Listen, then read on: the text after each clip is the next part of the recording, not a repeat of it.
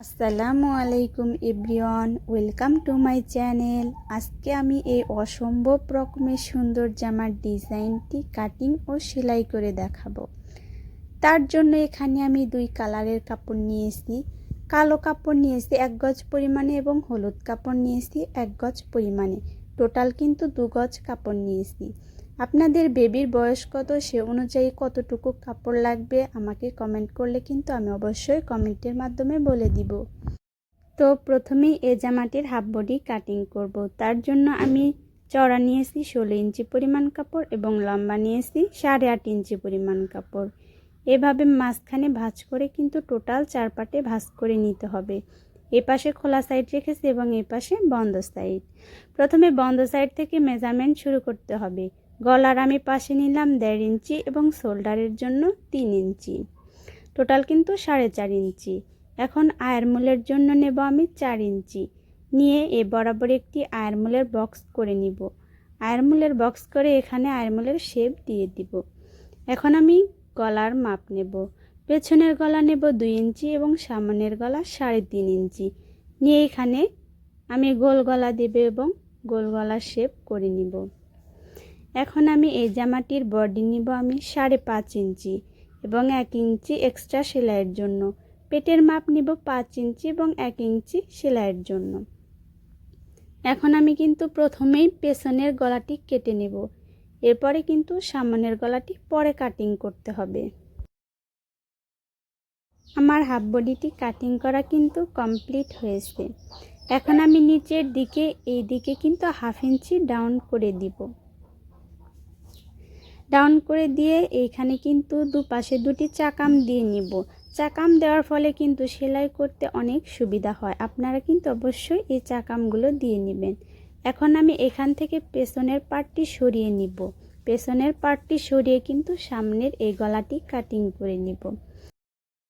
তো এ পর্যায়ে কিন্তু আমার হাফ বডিটি কাটিং করা কমপ্লিট। এখন কিন্তু আমি পেছনের ঘেরের অংশ কাটিং করে নিব। তার জন্য এখানে আমি কিন্তু 37 ইঞ্চি লম্বা 2 টুকরো কাপড় নিয়েছি। এখন আমি এখান থেকে এ বরাবর একটি কোণাকুণিভাবে ভাঁজ করে দিব। ভাঁজ করে দিয়ে আমার হাফ বডিটি এখানে রেখে হাফ বডির মাপে এখানে কিন্তু একটি মার্জিন করে নিব। এই নিচের ঘেরের অংশ আপনারা আমব্রেলা কাট ফ্রক যেভাবে কাটিং করেন সেভাবে কিন্তু কাটিং করে নেবেন। সেম নিয়মে কিন্তু এখানে কাটিং করতে হয়। তো আমি এই নিচের ঘেরের লম্বাটি নেব 13 ইঞ্চি নিয়ে এখানে একটি চিহ্ন করে নিব।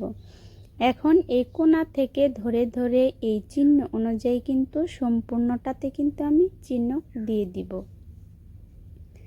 আমব্রেলা কাট ফ্রক যেভাবে কাটিং করেন নিচের এই ঘেরের অংশ কিন্তু ঠিক সেম নিয়মে কাটিং করলেই হবে। এখন আমি এই মার্জিন বরাবর কাটিং করে নিব। আমি এই ফ্রকটি তৈরি করেছি 3 বছরের বাবুদের জন্য। আপনারা কত বছরের বাবুদের জন্য তৈরি করবেন তা অবশ্যই কমেন্টে জানিয়ে দেবেন। এখন বাড়তি যে কাপড় ছিল সেই অংশ দিয়ে কিন্তু আমি এখানে জোড়ার জন্য কাপড় কেটে নিব। এখন এই বরাবর কিন্তু আমি জোড়ার জন্য কাপড়টি কেটে নিব। এই জোড়ার অংশ কিন্তু এখানে প্রথমেই কিন্তু এখন আমি এই জোড়াটি দিয়ে নিব, তারপরে কিন্তু কাটিং করতে হবে। আমি কিন্তু জোড়াটি দিয়ে নিয়েছি।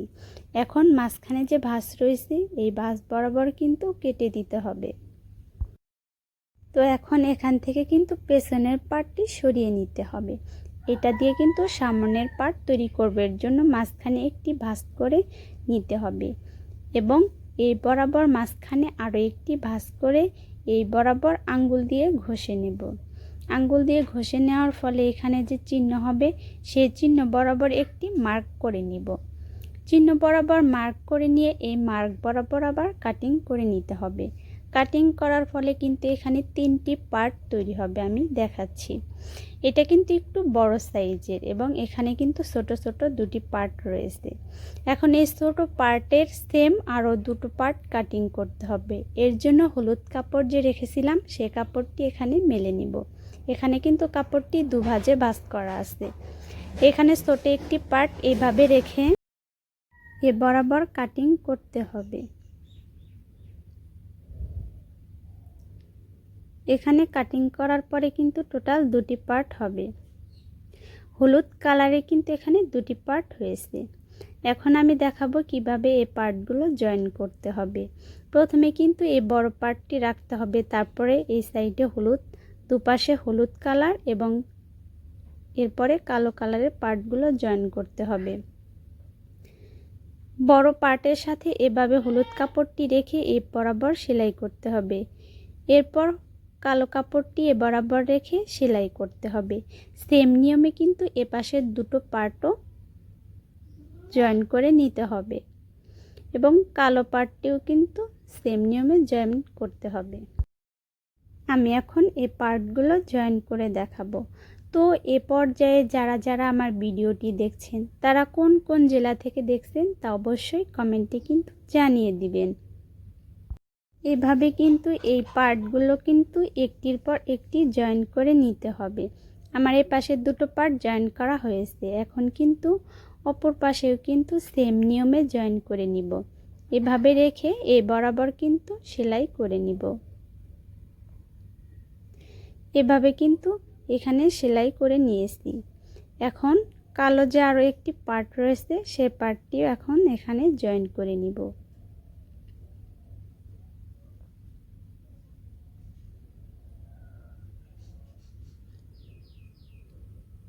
আমার কিন্তু সবগুলো পার্টই জয়েন করা কমপ্লিট হয়েছে।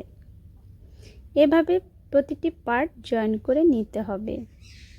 এখন এইখানে কিন্তু মাঝখানে এইখানে ধরে বড় একটি কুচির মতো এবং এপাশে কিন্তু একটি কুচির মতো দিয়ে মাঝখানে কিন্তু সেলাই করে নিতে হবে।